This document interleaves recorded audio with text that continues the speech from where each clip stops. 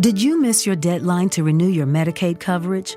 You can still send your completed annual review form to Healthy Connections Medicaid. You may be assigned to another health plan, but you can ask to come back to First Choice within 60 days of renewed Medicaid eligibility. It's your family. It's your choice. First Choice is the right choice. Renew and choose us. Visit selecthealthofsc.com/renew to learn more. Between aging and busy lifestyles, many women struggle with maintaining their physical and mental wellness. At Aquavita Concierge Healthcare Services for Women, we can help you revitalize your health and reclaim your life. We start from within by balancing your hormones, allowing your body to achieve and maintain desired weight goals. We also specialize in peptide therapies, regenerative medicine, sexual health, and aesthetics in our state-of-the-art facilities. Feel better, look better, live better at Aquavita. Visit aquavitality.com and begin your journey today.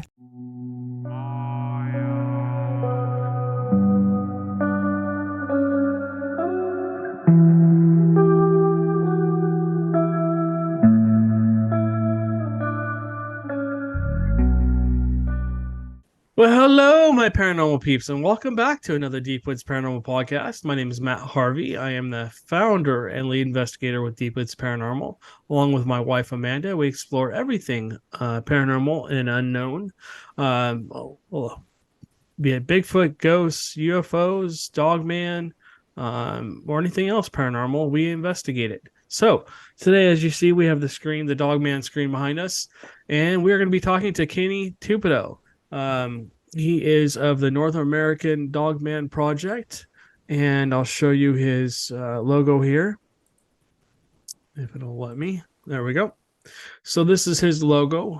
He researches all Dogman reports across the United States, and I'm sure around the world too. So if you're listening outside the U.S., feel free to contact him. I'll leave his information in the link down below, so you guys can email him if you so choose, and you can report your sightings to him. So anyways, we're going to be talking about Texas today, the Texas Dogman reports. So Kenny, why don't you tell us a little bit about yourself? Yeah, how you doing today, man? Good, how are you? So not too bad. What got you into researching Dogman?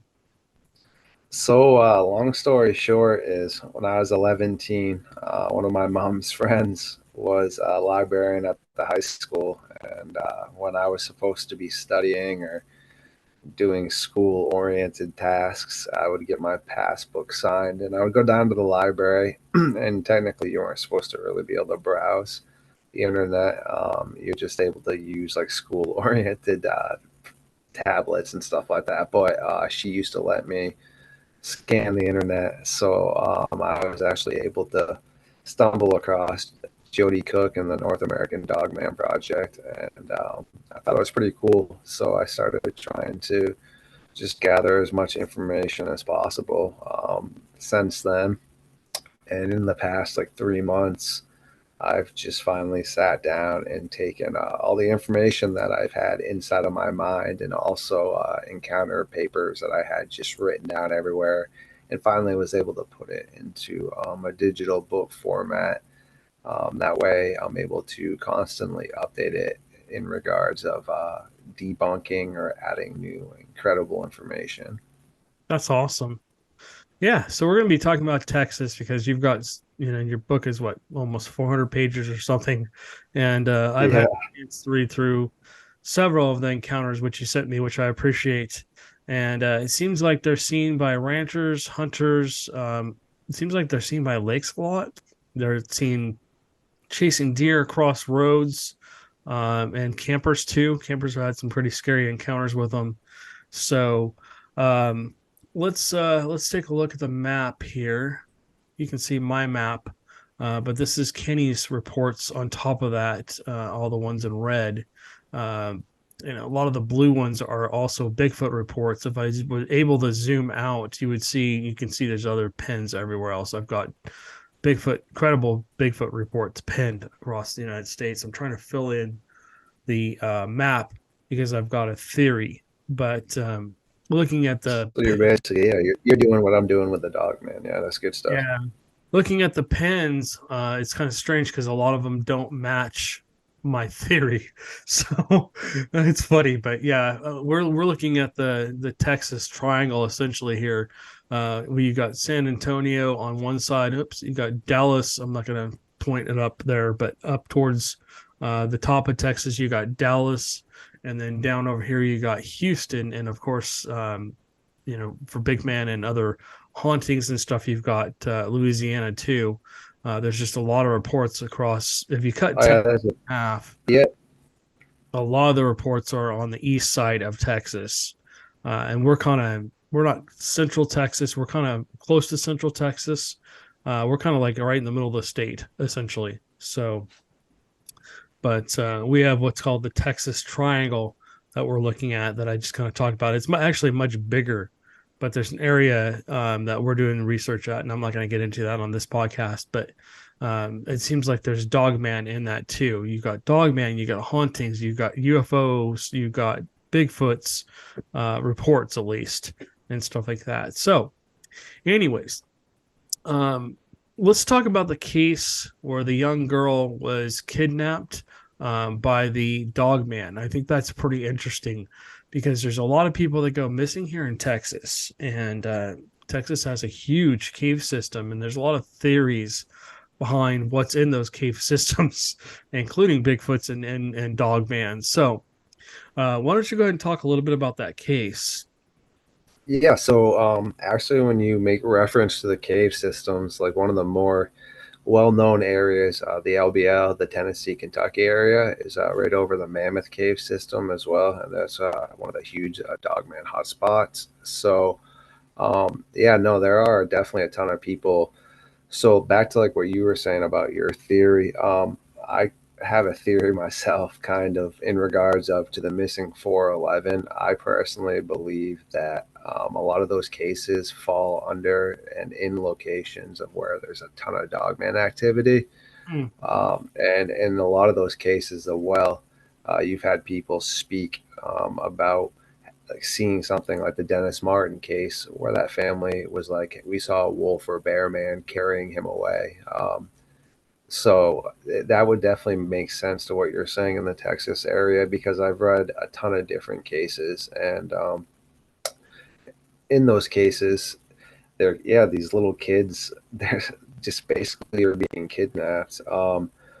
They'll disappear into the woods, and if they are found, they're found miles and miles and miles away from where they really should have been able to get themselves. And also, they're usually found deceased as well. One girl was found, and she shouldn't even have been able to be in the area without getting frostbitten on her feet, but she somehow survived. And when she was found, she has scratches all over her face. So it's definitely a global and united phenomenon for sure. But in Texas, in the Triangle, they have had a ton of reports that go back almost a couple hundred years, and Mhm. there you have cases of people that are living on the outskirts of town that end up having encounters with the dogmen on their property. There's like a couple famous cases from the Medora, Texas area, and also with a case with the little girl you're referring to. When they ended up finding her, she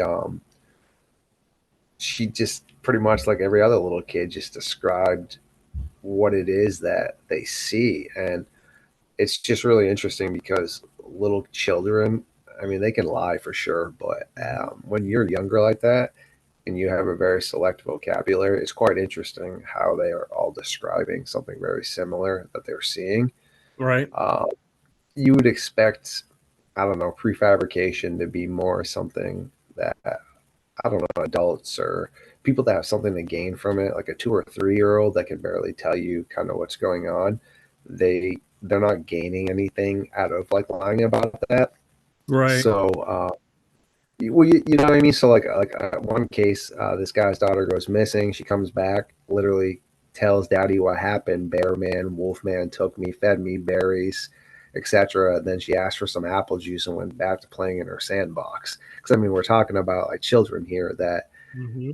again, as I said, they don't really have the mental capacity to come up with these huge, extravagant tales. I mean, they might, I don't know, if they maybe had a mess in their diaper, they might lie about that or something. But how does a 2-year-old come up with a concept of a massive wolfman creature taking her or him?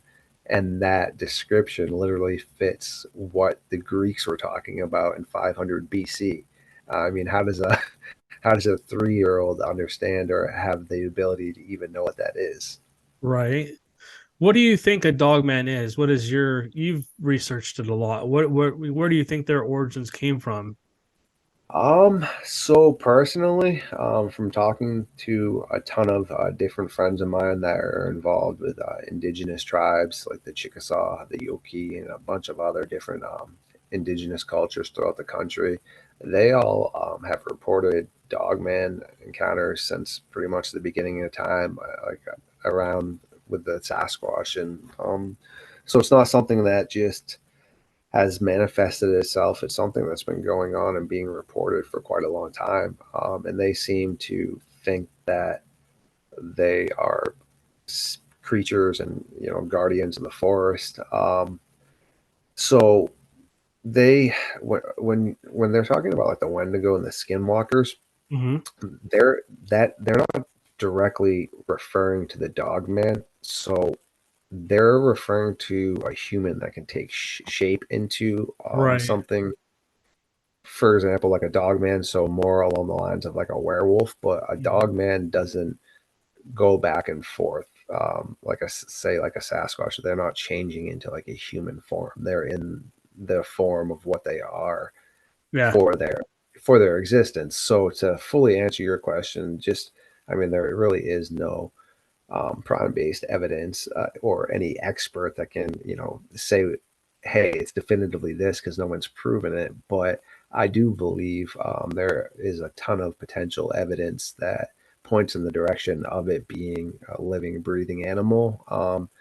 They make dens. They've been seen living in dens. They've been seen drinking water, chasing deer, eating deer. They leave footprints, scratch marks, hair samples. There's been unknown canine samples taken from numerous cases.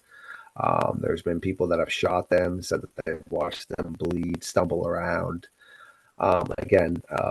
These are all just us trying to come up with a theory as to what's occurring. But as far as I know, unless I'm going to be funny here, unless we're a Ghostbuster, I don't think you can kill a paranormal entity or even wound it, like say with an average, I mean, not an average weapon, but just like a weapon that would be based out of this realm. And also, again, correct me if I'm wrong, I don't think paranormal entities drink or eat water. I don't think they leave like footprints behind necessarily, or live in dens and things. I think they're like more of a manifestation, whereas, as I just said, all these sightings with a dogman, I shouldn't say all of them, a very large majority of them, there's physical evidence left behind, and people hearing howling, smelling them. So I don't know. Yeah, there's just a ton of things that point in the direction of it actually being something that has existed. And I mean, we live on the surface, and also we don't really venture too far out into the forests as indigenous peoples and tribes do. So we think we know everything, but the wilderness is a pretty vast area, and with cave systems and things like that, there are. Hey guys, it is Ryan. I'm not sure if you know this about me, but I'm a bit of a fun fanatic when I can. I like to work, but I like fun too. It's a thing. And now the truth is out there. I can tell you about my favorite place to have fun. Chumba Casino. They have hundreds of social casino style games to choose from, with new games released each week. You can play for free anytime, anywhere, and each day brings a new chance to collect daily bonuses. So join me in the fun. Sign up now at ChumbaCasino.com. No purchase necessary. VGW Group. Void where prohibited by law. See terms and conditions. 18+. Okay, round two. Name something that's not boring. A laundry? Ooh, a book club. Computer solitaire, huh? Ah, sorry, we were looking for Chumba Casino. That's right. ChumbaCasino.com has over 100 casino-style games. Join today and play for free for your chance to redeem some serious prizes. ChumbaCasino.com. No purchase necessary. Void where prohibited by law. 18 plus terms and conditions apply. See website for details. Judy was boring. Hello. Then Judy discovered ChumbaCasino.com. It's my little escape. Now Judy's the life of the party. Oh, baby, mama's bringing home the bacon. Whoa, take it easy, Judy. The Chumba life is for everybody. So go to ChumbaCasino.com and play over 100 casino-style games. Join today and play for free for your chance to redeem some serious prizes. ChumbaCasino.com. No purchase necessary. Void where prohibited by law. 18 plus terms and conditions apply. See website for details. Potentials for things to exist that we're not familiar with yet. And I mean, it just, you and I can text now, man. Okay. So we can come up with AI and all this stuff, but not you, but anyone that doesn't take a second to think about it. I guess I'd ask them to explain this. How are all these cultures in the past, before communication was able to be so accessible, report seeing the same things? We're talking about 500 BC. Okay. So how are people necessarily on other sides of the world communicating with people in Greece at that point in time? It could have been done in local areas, but you'd have to sail across the world just to tell them your encounter. And how long is that going to take? Years. So yeah, it's very intriguing to see just the characteristics and the descriptions from just different cultures, whether it's indigenous tribes or European indigenous peoples, Canadian, it doesn't matter. Like, the similarities are very, very eerie for sure. Yeah, I actually talked to 2 Air Force personnel. They were off on leave. They're up, I think, towards the Dallas area. They didn't tell me exactly where they were, but they did tell me they were up in the Dallas area and then went off into a forested area to hike for the day. Both of them were carrying 9 mils, and they heard what sounded like rustling in the bush. And then they heard growling, and they just thought it was maybe a mountain lion or a wolf or something. And then it came, running out of the brush at them, and they pulled, and I think they said they were shot like 9 rounds each into this thing. By the time it hit the ground, they said that there was 2 black helicopters flying over them. And so they started taking pictures and video and trying to get some hair samples and other things. And all of a sudden, these 2 guys, they were about 2 miles from their car. All of a sudden, these guys in black, dressed in, the men in black, if you will, come up and start threatening them. They told them they had to, delete all the photos, all the videos off their phones. They made them wipe their phones clean, essentially, and escorted them back to their car. And so, like 2 hours later, they were able to hike back up to the same area once those guys left. And I guess they left and came back, and then there was nothing, no bullet casings, no body, no blood, no nothing. So makes me wonder if the military is playing a game with this as well. But I think you're right. I mean, if you look at, when did the internet come into be, where you could actually sit down at a computer and start using it. I remember I got my computer when I was 19 or something. So back 20 some odd years ago, back in the late, and cell phones, I didn't get my first cell phone until I was 19. So like 96, maybe. I feel like I think that like the government was using it previous to that, but I think the public. Yeah. The internet actually became part of World War II, and it's not like you think of it now. It was just basically a system of phones that they basically created, and I think the Germans might have done it too, but the Americans started with it, that went through the trenches. And so they could call each other from each miles away and actually have a phone conversation. And that was the internet. And now we search what's called the World Wide Web. And that's basically, we don't actually search the internet. We search the World Wide Web. Yes. I did a report on it when I was a kid, actually when I was in college. And so I had to do a report on it because I was just taking an internet class, and we had to present all this, information about that in a report that was part of our final report. But yeah, so it's interesting that all this, all these ancient civilizations, had reported things like this. I mean, if you look at the Egyptians, they have hieroglyphs of like what looks like a wolf man with a headdress on and stuff. So almost makes I you mean, wonder. yeah, Christopher Columbus talks about it. Alexander the Great talks about having battles with them. There's like a bunch of um, old and like elderly, like looked upon individuals like that have had interactions and encounters. And to touch on the military thing you were saying, during World War II and like the Manhattan Project, and also like during like the Cold War,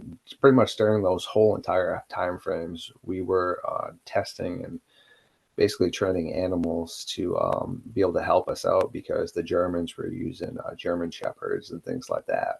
And during the Cold War, we were super worried about the Russians coming to take technology. So I can't remember the exact military base, but in Washington State, in Clickitat County, Dr. Lauren Donaldson and Dr. Bear were hired to experiment on animals and things like that up there. And they both admitted to it 3 different times that they were experimenting on apex predators. And some of them escaped, and they said they caught the majority of them, but they didn't specify what it was they were experimenting on. That's what's creepy about it. Yeah. But fast forward to today. Now, people report all around that area of seeing a Clickitat ape cat. It's like basically it looks like a dog, kind of with a baboon type face, but it moves with the agility of like a cat, and it's jet black, and it's all around through the area. So, yeah, I mean, I have a theory that I think the government probably has gotten their hands on them before, because dogmen are smart, but they're I don't know. I personally don't think the government has gotten their hands on the Sasquatch, because Sasquatch are well aware totally of what's occurring, and I think they know from miles and miles away when we're coming. But a dogman is still a predator, so it knows there's a trap, but it still smells the meat, and it's still gonna. I don't know. The animal instinct kind of takes over. Mm-hmm. So, I think, yeah, I think it would be easier to catch a dogman much more than it would be a Sasquatch. And there's also numerous cases of hikers and things coming across large military groups in the middle of the forest that are like fully loaded to the T with ammunition and things. Whereas if that was some sort of test project, you probably wouldn't have live ammunition, Mm-hmm. which is pretty interesting. And I think the case you were talking to me about with that girl you want to meet from Texas, you're talking about the May 15th, 1901 Marble Falls case with Remy Arland. And during that time frame, a lot of the people down there, it was also back to a Native American legend of these bear and wolf people that would take beautiful women and children from the area because supposedly they wanted to wed them. And that girl was considered one of the more beautiful people in the village. And yeah, no, she was heading home one day, and a large black wolf man came out and grabbed her and took her away. Her mom heard her screaming, grabbed her rifle, couldn't find her anywhere, and went out and got the rest of the men from the town to go for a search party. And they did end up finding her.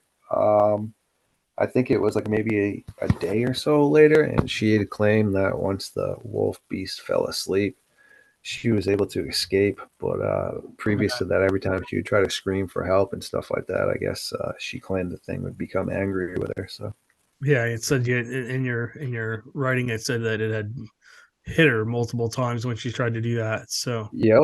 Yeah, and that's one of the numerous cases about that. There's another little girl that when they found her, they asked why she didn't scream for help. And this was in the Michigan area in like the 1800s. And she said that every time she tried to scream for help, Mr. Wolf got upset at her and like ended up biting her hat off her head and stuff like that. So I don't know. I also think that when they're taking these kids and feeding them and stuff like that, this is so dark, but I think they're like literally fattening them up. I don't think this dog man is taking this kid for any sort of good purpose. It's like yeah, I think yeah, I don't know. I mean, look what we do. Again, this is so dark, but look at what we do with like Thanksgiving and stuff. I mean, we put the berries in with like the I don't know, to taste and spice up the meat and stuff. So, Right. um, yeah, and I just think some of these kids are getting lucky and escaping. But the odds are, if you have an interaction with a dog, man, you're probably not really going to live to tell the tale unless it wants you to. So when people ask why there aren't more encounters and things like that, I guess my response is there is a ton of encounters, but also the majority of people don't go out looking for this if they're out with their family just hiking. So I mean, I don't know, like if you're out with your wife and kids and all of a sudden a dog man runs across the trail, the odds of you just having your phone out and about, okay, it's probably slim. And also, were you just carrying around caster and material in your backpack to just make a casting now of this track? No, because you were never out there in the first place to even like do that. You were out there just enjoying an afternoon with your family. True. Very true. Yeah. I mean, everybody I've ever talked to, and I've talked to a few people, about them, and they out here people, whether it's Bigfoot or Dogman or anything like that, any kind of cryptid creature, they just go, you better be carrying, and they won't say much to you about it. They say, don't ever turn your back on them. If you do see one, you better be ready, because they will kill you supposedly. So Yeah, yeah. There's that North Carolina case, man, where the guy stepped out after the thing hit his trailer, and when he was looking at one, he turned around for a second because he heard another noise, and as soon as he turned back around, it already closed the distance, like 10 yards or so and stuff. So yeah, no, I mean, any sort of apex predator is definitely going to try to take an advantage of a situation. So I mean, I don't know. Also, so a lot of people don't realize lone wolves and things like that are either males that have been forced out to go start their own pack or want to start their own pack, or they're pretty much like the assholes of the group that none of the other wolves want them around, which is why they've been kicked out. So I would have an assumption that it would be the same with any other sort of animal. So you're probably going to have your groups of the dogmen that realize that if they take people all the time, well, guess what? Guess who's going to come looking for them? So they probably like don't do that. Those are the ones that probably see you, look at you, howl, and run the other way. But then you you probably have your rogue ones, which would team up probably in the smaller packs, and are the ones that are probably doing that.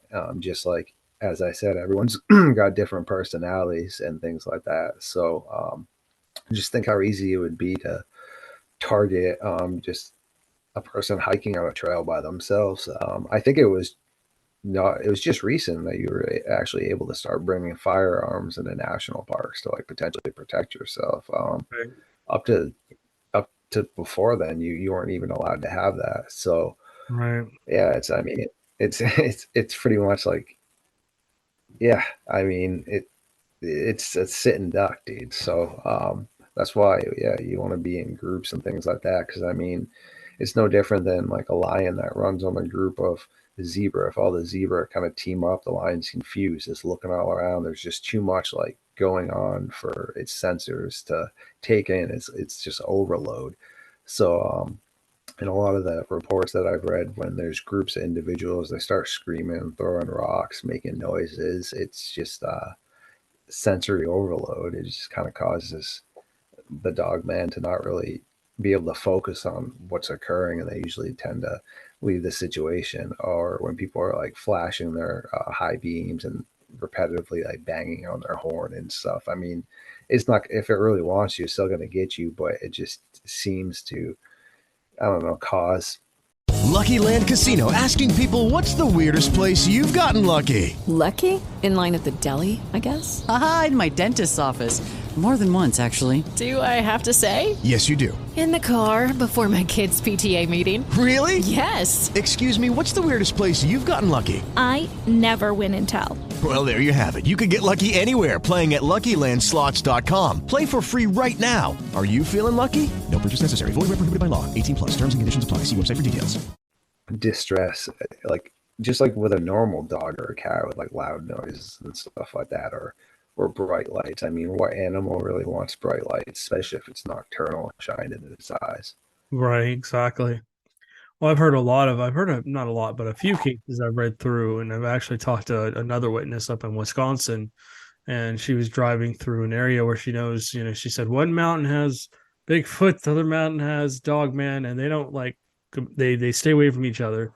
But she was driving down this road, Yes, running 100%. through the middle of these mountains, and she said this Dogman came running down the hill at her, and she was going about 40 to 50, she said, and this thing caught up to her and came up and grabbed her back bumper with its teeth and was, gnawing on the back of her bumper. And I think it was able to speed up a little bit, and it wasn't able to keep up anymore. But 40 to 50 miles an hour, that's moving.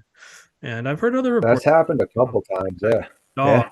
I'm sure you have way more than I do, because I don't really focus on Dogman that much. But and I've also, Yeah, on Bray Road in Wisconsin, man, there's a ton of those cases, dude. Another woman in that area, the thing actually jumped onto the back of her trunk and was holding on. And as she sped up, she was able to kind of swerve and get it off. And she tried to tell her husband. He didn't believe her. And he went back to the scene with her, and the creature was still there. And he didn't want to get out anymore. But yeah, no, there's actually a case up here of a woman that was going like 40 or 50, and the thing was trying to open her door. There's a case in Manistee National Forest where there was a big rig driver, same thing, that it was trying to open his doors. I mean, pretty much any situation that I've been able to record where they've been capable of trying that, or near a house or a car, like they're going to, for sure. yeah. Well, I talked to that same witness, told me as a kid, her parents had a farm, and she walked out into the barn, and she said at the back of the barn she heard a commotion, and she was just able to see this thing get up and take off out the back door. She said it was just this huge wolf, and it was on all fours, but she said it wasn't a wolf, it was just too big to be a wolf, but it was sleeping on the straw in their back of their barn. So yeah, crazy. But anyways, all right. Well, we are running out of time here. We have to let Kenny go. I'm sure he's got other things to do tonight, and he's still trying to write his book and stuff. So, anyways, Kenny, thank you for coming on with us. And we'll definitely have you back on again. Yeah, man. No, I appreciate it. Anything I can do to help you out, and I got your number, and you have my number. So, yeah, yeah, man. We're going to be working Make sure on. you keep in touch, dude.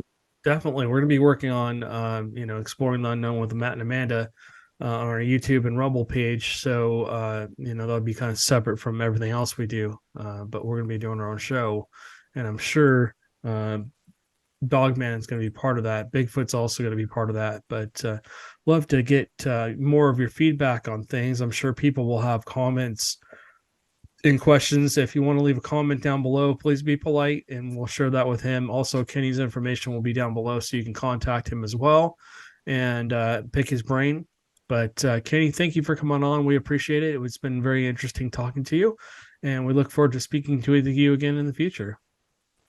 Heck yeah, no, I appreciate your time, man. And like I said, definitely anything I can do to help you out. If you need any sort of artwork or anything for your new page, let me know. Yeah, we definitely need some artwork. I'll have to send you over some artwork here in the future. Yeah. But yeah, definitely. So maybe it up for you. Dogman, a better Dogman than I have, because I'm going the wrong way. No, that's cool, man. I like that too, dude. But no, anytime. You're a good dude, man. So what I try to do is anyone that is got the good intentions and things like that, I try to make sure to let them know that I'll help them out and stuff like that. Because there's definitely a ton of people, unfortunately, in this field that are a little bit abrasive.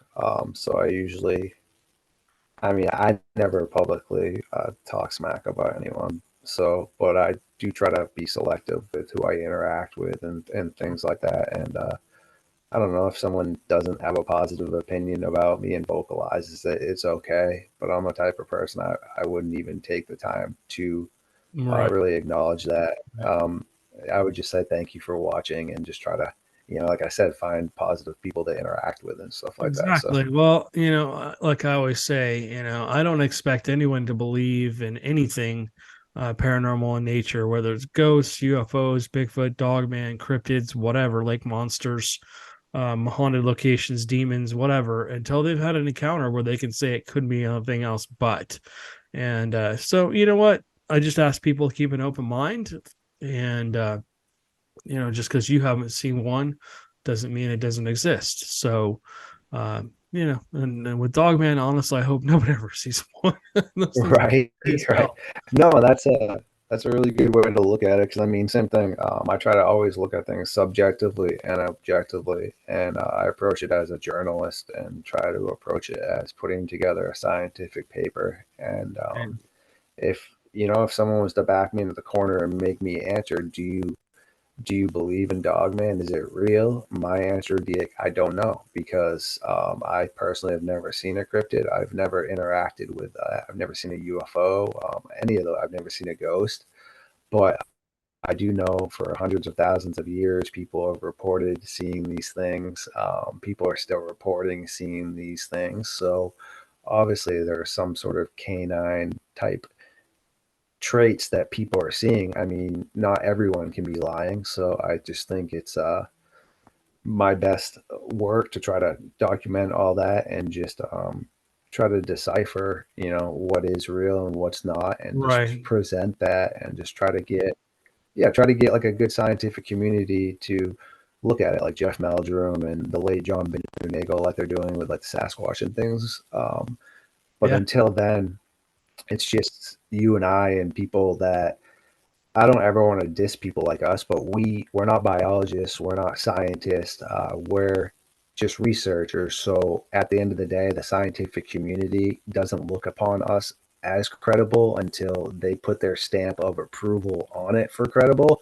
So there's a ton of people like us that do good work, but until we get the scientific stamp of approval, we don't unfortunately exist, our voice really, except in our community, Right. Well, also there's another side of that with the Big Brother. I'm not going to say anything else about that, but other stuff going on in the background that people don't know about, that even if it's true, you can prove it. You have DNA, you have a body, you have whatever. Big Brother will still make sure that it's never proven. So, or at least at this point in time, because they don't want that out there. Definitely. Nobody going to the forest again. Right. But I will say, I think people like Jeff Meldrum and stuff kind of have surpassed that a little bit, because I mean they're extremely well respected individuals in their field, and they have other people that are like primate specialists and things like that. So the government's admitted that UFOs and stuff are real. So I think Dogman and Sasquatch and UFO are pretty much already been proven to have a ton of merit.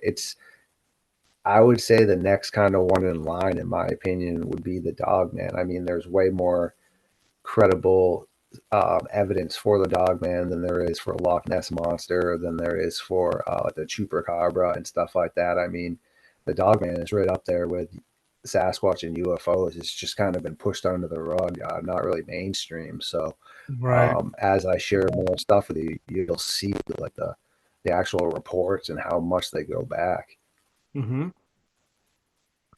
All right. Well, with that, we'll let Kenny go. Like I said, he's a busy guy. So, but we'll have him back on.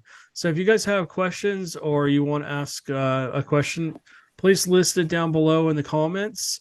And we'll definitely ask Kenny the next time he comes on. I think we're going to have him on multiple times because, I mean, he's got thousands of cases, I'm sure, that he's researching and stuff like that. And maybe we'll get lucky enough to, as Amanda and I research Dogman and the different Texas Triangle here, we'll find, credible evidence to show him as well and get his take. That'd be great.